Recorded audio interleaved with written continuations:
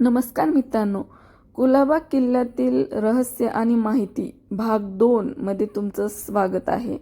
आम्ही थोडंसं पुढे गेल्याच्या नंतर इथे बघा चौकटीवर गणेशजी विराजमान आहेत आणि आतमध्ये गेले तर बघा किती सुंदर आहे.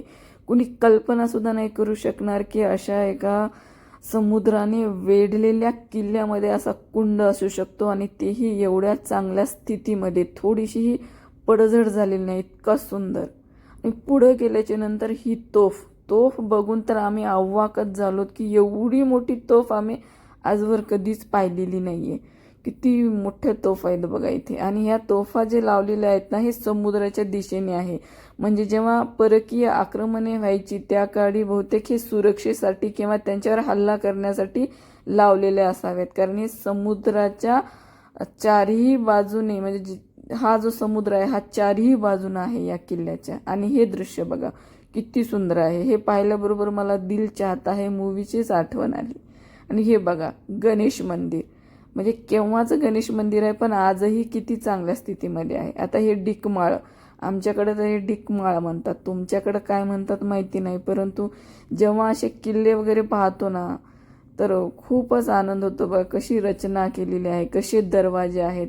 कधी काळी इथं माणसं राहायची, कधी काळी इथं लोक राहायची, कधी काळी इथं पायदळ असायचे, घोडदळ असायचे, लोक राहायची, खायची, प्यायची. म्हणजे किती संपन्न राज्य होतं, किती संपन्न किल्ला होता. हे पाहून अभिमानानं असं ऊर भरून येतो.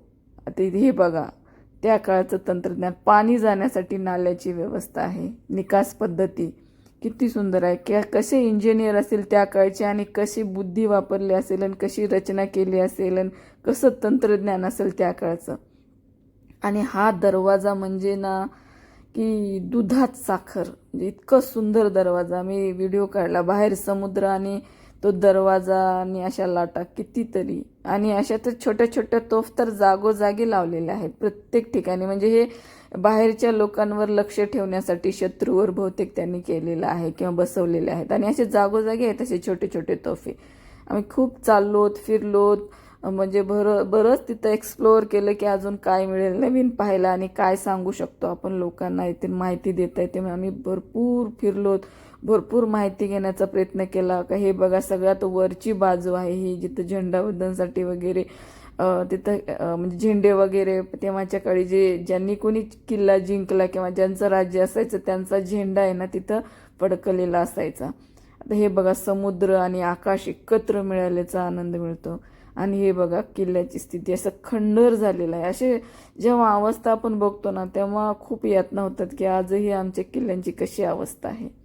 तुम्ही या किल्ल्याला नक्की भेट द्या, किती सुंदर केलं बघा. काही काही लोक तर पायी पण आलेले आहेत. आम्ही तर घोडागाडीने आलो आणि जास्त पाणी पण नाहीये, तुम्हाला गुडघ्यापर्यंत पण पाणी येणार नाही. तुम्ही आरामात येऊन बघू शकता. एका दिवसाची ट्रिप तुम्ही करू शकता जर पुण्याच्या जवळपास असाल ना तर नक्की भेट द्या. आपली संस्कृती, आपली किल्ले, हे सगळ्या गोष्टीची माहिती असणं फार गरजेचं आहे. आणि आपल्या नवीन पिढीला सुद्धा ही माहिती आपण द्यायलाच पाहिजे. आपला इतिहास किती शौर्य दाखवतो हे आपल्याला कळालंच पाहिजे आणि सगळ्यांना माहिती झालं पाहिजे. आता पुढे गेल्याच्या नंतर इथं आम्हाला होम आणि यज्ञ दिसला. म्हणजे आजही तिथं आतमध्ये लोक राहतात ना, ती सुद्धा आजही तिथं यज्ञ वगैरे, होम, हवन, पूजा यासारख्या गोष्टी करताना आम्हाला दिसलेल्या आहेत. म्हणजे तिथं वापर आहे. जे स्थिती चांगलं आहे ना याचा अर्थ त्याचा वापर आजही होत आहे आणि त्याचं तिथं म्हणजे लोक त्याची व्यवस्थित हे करत आहेत, म्हणजे त्याचं संरक्षण करत आहेत. आता पुढे गेल्याच्या नंतर तर आम्ही अव्वाकच झालो, चाटत पडलो की आम्ही फक्त इतिहास वाचलेला आहे की चोरवाटा असतात किंवा भुयारी रस्ते वगैरे असतात. तर हे पाहून ना मग खरंच आम्ही खूपच अवाक झालो की किती सुंदर बघायचं. खाली रस्ते जाण्यासाठी असे भुयारी मार्ग आहे, पण आपण जाऊ शकत नाही कारण आतमध्ये खूप पाणी, माती वगैरे भरलेले आहेत, इचुकिटा, म्हणजे भीती वाटते अशा ठिकाणी जायला. पण आपण बघू शकतो. आणि अशा किल्ल्यांचं संरक्षण झालंच पाहिजे, कारण कारण आपला इतिहास खूप सुंदर आहे. बघा अजून एक भुयारी मार्ग. जेव्हा परकीय आक्रमण व्हायची किंवा शत्रू आतमध्ये यायचे ना तर त्यांना चकवा देण्यासाठी अशा रस्त्यांचा वापर केला जायचा.